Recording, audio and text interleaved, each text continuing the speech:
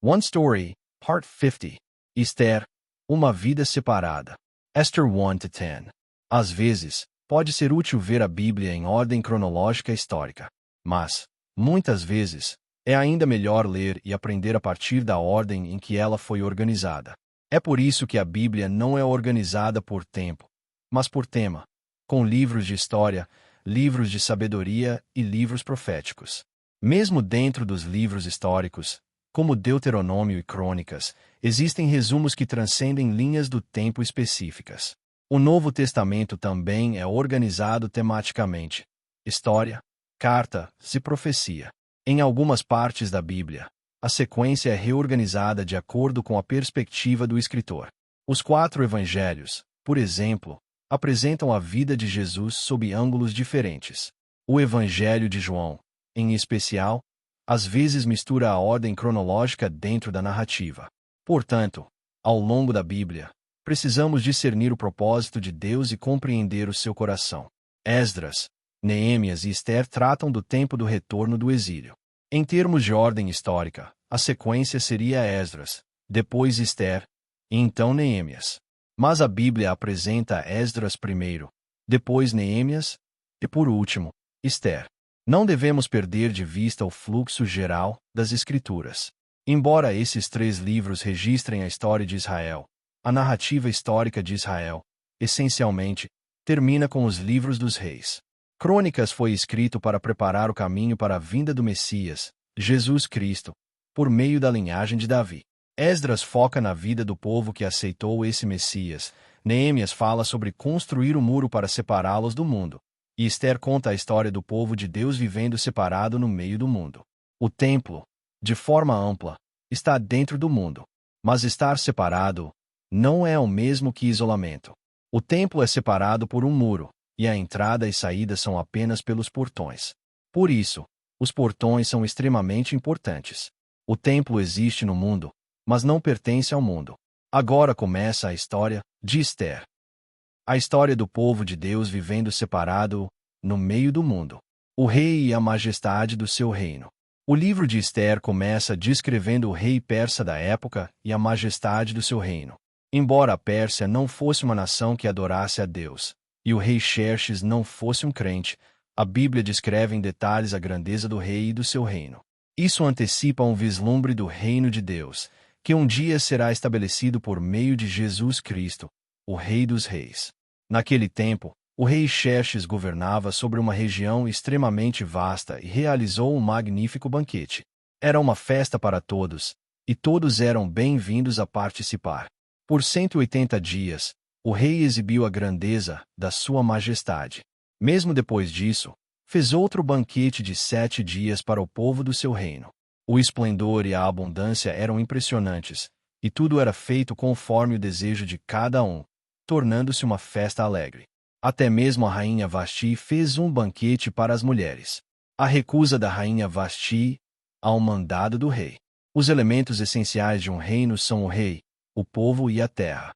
A terra se refere não apenas ao território visível, mas também aos domínios invisíveis. Mas, acima de tudo, o elemento-chave é o relacionamento entre o rei e o povo.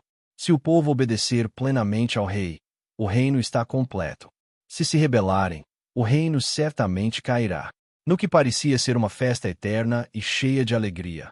No último dia, o rei Xerxes mandou chamar a rainha Vasti para se apresentar diante de todo o povo e dos oficiais, por causa de sua beleza. No entanto, a rainha Vasti recusou o mandado do rei. A festa alegre de repente se transformou em um lugar de julgamento e morte. Por fim, a rainha Vasti foi destituída do seu posto, e o banquete que começou com alegria terminou em ira. A rainha Vasti representa Israel, que, como povo de Deus, deveria obedecer plenamente ao mandamento de Deus, mas acabou abandonando seu lugar precioso e enfrentou a destruição. Esther se torna reina. Depois que a rainha Vasti foi deposta, os servos do rei sugeriram reunir jovens virgens bonitas de todas as províncias para encontrar uma nova rainha em seu lugar. Do ponto de vista de Israel, as nações ao redor eram gentias. Mas, do ponto de vista da Pérsia, Mardoqueu, da tribo de Benjamim, e Esther eram estrangeiros. Mardoqueu e Ester haviam sido levados cativos durante a segunda invasão babilônica, no tempo do rei Joaquim de Judá. Ester entrou no processo de seleção para rainha. Depois de passar por todos os procedimentos, ela foi escolhida para ser rainha porque o rei Xerxes a amou mais do que todas as outras mulheres. Mais uma vez, o rei fez um banquete, desta vez em honra de Ester.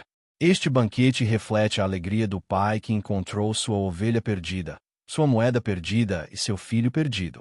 Mardoqueu salva o rei. Depois que Ester se tornou rainha, Mardoqueu descobriu um complô de 2 oficiais do rei que conspiravam para assassinar o rei Xerxes. Mardoqueu contou a Ester, e Ester relatou ao rei em nome de Mardoqueu. Após a investigação, o complô foi confirmado, e os 2 oficiais foram enforcados. Este incidente foi registrado no livro das Crônicas do Rei. Faça como lhe parecer. Mais tarde, o rei Xerxes promoveu Amã, o Agagita, colocando-o acima de todos os outros oficiais. O termo Agagita significa que Amã era descendente de Agag, rei dos Amalequitas.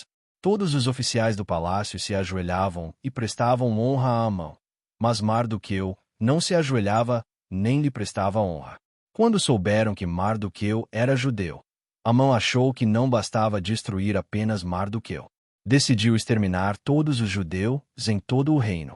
Amã lançou sortes para determinar a data e foi ao rei Xerxes pedir permissão para destruir todos os judeus.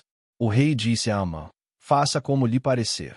Assim, Amã conseguiu um decreto real para que, no 13º dia do mês de Adar, todos os judeus, homens, mulheres e crianças, fossem mortos e seus bens saqueados. O decreto foi proclamado em todo o reino, e a cidade de Suzã ficou em confusão. Embora Amã tivesse sido promovido acima de todos os outros oficiais, ele nada podia fazer sem a permissão do rei. Assim como Amã só pôde emitir o decreto por causa da autorização do rei Xerxes, Satanás não pode tocar no povo de Deus sem a permissão de Deus, como vemos no livro de Jó. Se eu perecer, pereci. Quando Mardoqueu e os judeus ouviram isso, rasgaram as roupas, vestiram pano de saco e se cobriram de cinzas, e clamaram em alta voz. Muitos ficaram deitados em pano de saco e cinzas. Essa notícia chegou até Ester. Mardoqueu pediu que Ester fosse até o rei e intercedesse pelo seu povo. Porém, qualquer pessoa que se aproximasse do rei sem ser chamada poderia ser morta, a menos que o rei estendesse o cetro de ouro. Ester respondeu a Mardoqueu que já fazia 30 dias que não era chamada pelo rei. Mardoqueu respondeu: não pense que, por estar no palácio do rei, você escapará dentre todos os judeus. Pois, se você ficar calada nesta ocasião, socorro e livramento surgirão de outra parte para os judeus, mas você e a família de seu pai morrerão. E quem sabe se não foi para um momento como este que você chegou à posição de rainha. Ao ouvir essas palavras, Ester tomou a decisão: vá, reúna todos os judeus que estão em Suzã e jejuem por mim. Não comam nem bebam por 3 dias, nem de noite, nem de dia. Eu e minhas servas jejuaremos como vocês. Depois disso, irei ao rei, mesmo que seja contra a lei. E se eu perecer, pereci. Qual é o seu pedido? Depois de jejuar e buscar a misericórdia de Deus, Ester vestiu suas roupas reais e se colocou diante do rei. Mas Deus já havia inclinado o coração do rei.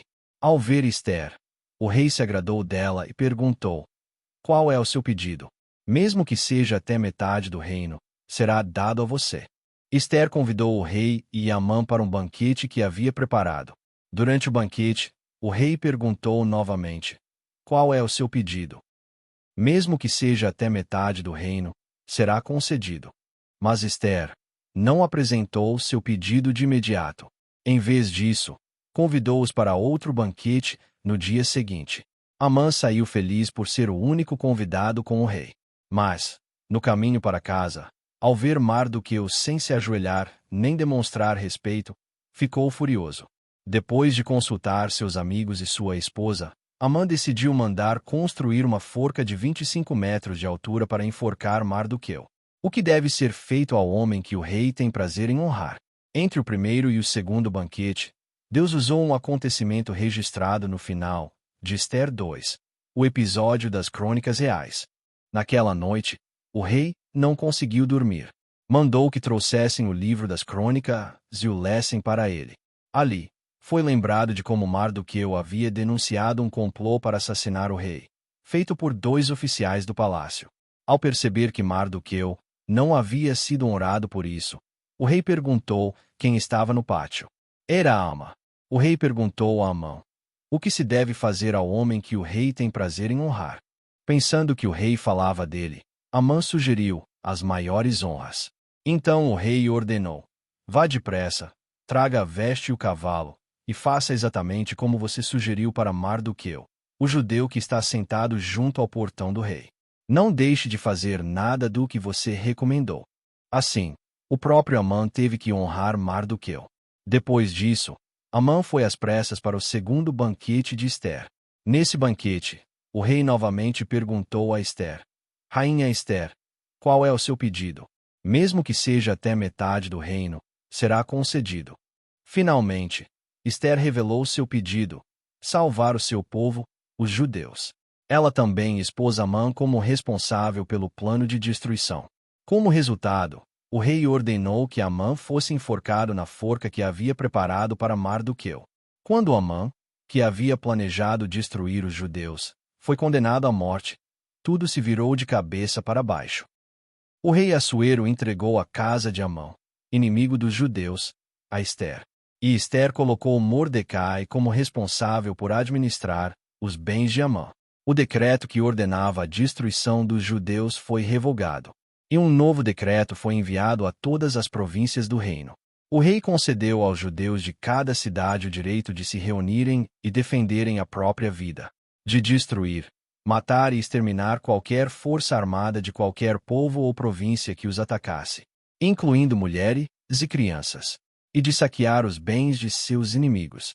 Houve entre os judeus luz e alegria, júbilo e honra. Muitos dos povos da terra se tornaram judeus, pois o temor dos judeus havia caído sobre eles. Aqueles que odiavam os judeus esperavam dominá-los, mas foram os próprios judeus que prevaleceram sobre seus inimigos. Além de Amã, que havia sido enforcado na forca, também mataram seus 10 filhos e os penduraram da mesma forma. Os judeus feriram seus inimigos, mas não tocaram no despojo. A Escritura diz: Amã, filho de Amedata, o Agagita, inimigo de todos os judeus, tinha conspirado contra os judeus para destruí-los, e tinha lançado-o por, isto é, a sorte, para os arruinar e exterminar. Mas, quando o caso chegou ao conhecimento do rei, ele ordenou por escrito que o plano perverso que Amã havia tramado contra os judeus se voltasse contra a própria cabeça dele, e que ele e seus filhos fossem enforcados na forca. Os judeus transformaram os dias que haviam sido destinados à morte em dias de vitória e de alegria. Eles estabeleceram esses 2 dias como memória anual, para que Purim jamais fosse abolido entre os judeus, e para que seus descendentes continuassem a lembrá-lo por todas as gerações. No livro de Ester, vemos Ester, aquela que declarou: se eu perecer, pereci, assumindo seu papel como intercessora pelos judeus condenados à morte. Através disso, ela se torna uma figura que antecipa Jesus Cristo. E Mordecai, mesmo vivendo em uma terra estrangeira, recusou-se a se curvar diante de qualquer coisa ou pessoa que não fosse Deus. Por causa da sua fidelidade, não apenas ele, mas todos os judeus foram colocados em perigo de morte. Ainda assim, pela obra soberana de Deus, Mordecai, que antes se assentava no lugar mais baixo, foi exaltado à posição mais alta, sendo o segundo depois do rei. Ele também se torna uma figura que aponta para Jesus Cristo. Mordecai, que um dia rasgou suas roupas, vestiu pano de saco e cinzas, e saiu pela cidade clamando com grande e amargo clamor. Mais tarde foi vestido com roupas reais, colocado sobre o cavalo do rei, e coroado com a coroa real. Foi conduzido pelas ruas da cidade pelo homem a quem o rei desejava honrar. Depois da morte de Amã, Mordecai saiu da presença do rei, vestindo trajes reais de azul e branco, com uma grande coroa de ouro, e um manto de linho fino e púrpura. Tornou-se grande no palácio real. e sua fama se espalhou por todas as províncias. Por fim, a Escritura diz: Mordecai, o judeu, foi o segundo depois do rei Assuero, grande entre os judeus, e estimado pela multidão de seus irmãos, porque procurava o bem do seu povo, e falava de paz a toda a sua descendência. Aqui, precisamos ter cuidado. Para entender a história de Ester, devemos ler o capítulo 4 à luz dos capítulos 1 a 3 que o antecedem. Muitos olham apenas para um versículo e constroem uma lógica dizendo: se nós, como Ester, tomarmos uma decisão de vida ou morte, se jejuarmos, orarmos e agirmos, então Deus vai operar. Mas a Escritura não diz isso. A partir do capítulo 5, vemos o desenrolar da restauração. Mas antes da decisão de Ester, no capítulo 4. No capítulo 3, Amã, o Agagita, já havia sido exaltado e começado seu plano para destruir os judeus. O ponto de virada, no capítulo 5, começa quando o rei se lembra do registro em seus anais, de como Mordecai havia salvado sua vida. E esse registro foi trazido à atenção do rei por meio de Ester. Isso também só foi possível porque Ester já havia se tornado rainha, no capítulo 2. E como Ester se tornou rainha? No capítulo 1, a rainha Vasti foi removida de sua posição, por ter se recusado a obedecer à ordem do rei. Por causa disso, o trono da rainha ficou vazio, e Ester foi elevada para ocupar esse lugar. Portanto, o verdadeiro protagonista do livro de Ester não é nem Ester, nem Mordecai. Muito antes, Deus já havia preparado todo o cenário, removendo Vasti, fazendo com que Ester encontrasse favor aos olhos do rei, registrando nos anais reais o ato de Mordecai que salvou a vida do rei, e permitindo que Amã surgisse no tempo determinado. Nós, que estamos fora da história, conseguimos ver isso claramente. Mas Ester, Mordecai e os judeus que viviam dentro daquela história não podiam ver. Não era algo que pudessem compreender pelo conhecimento. Era algo que só poderiam discernir pela fé. O livro de Ester, o último livro histórico do Antigo Testamento, chega ao fim. O templo de Deus havia sido reconstruído. Mas, embora o templo estivesse de pé, o povo sofria porque os muros estavam destruídos. Quando os muros foram restaurados, o povo que carregava a presença de Deus aprendeu a viver no mundo, mas já não como parte dele. Uma vida separada, uma vida santa. Mas tal vida nunca é fácil, pois ainda vivemos neste mundo. Mordecai, o judeu, foi levado cativo para uma terra estrangeira, mas não se conformou com aquele mundo, porque viveu uma vida separada, uma vida que honrava o Deus a quem servia. Enfrentou o ataque de seus inimigos. Não apenas ele, mas todos os judeus foram colocados em perigo de destruição, porque ainda estavam neste mundo. Contudo, através da história de Ester, vemos que, embora o povo de Deus possa ser levado à beira da morte por seus inimigos, Deus já preparou o caminho da libertação. O mesmo dia que havia sido destinado para a morte e o desespero, tornou-se para os judeus um dia de vitória, e para seus inimigos, um dia de destruição. Da mesma forma, no fim dos tempos, virá o dia em que aqueles que detiveram o poder neste mundo, aqueles que oprimiram e ameaçaram o povo de Deus, enfrentarão o seu dia de destruição. E o povo de Deus, que neste mundo parecia cercado pela morte e pelo desespero, no dia da volta do Senhor, verá esse dia se transformar para eles em um dia de ressurreição. Esse dia está chegando. Mesmo agora, o mundo ainda vive como se este mundo fosse tudo o que existe, e os poderosos se vangloriam da sua força. Mas o Senhor, que vem em breve, embora permita que o seu povo permaneça aqui por mais um pouco, certamente virá, sem falhar.